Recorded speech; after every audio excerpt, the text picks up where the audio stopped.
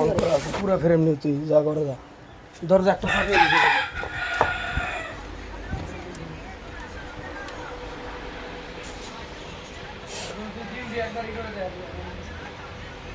ভিতরে থাক বড়া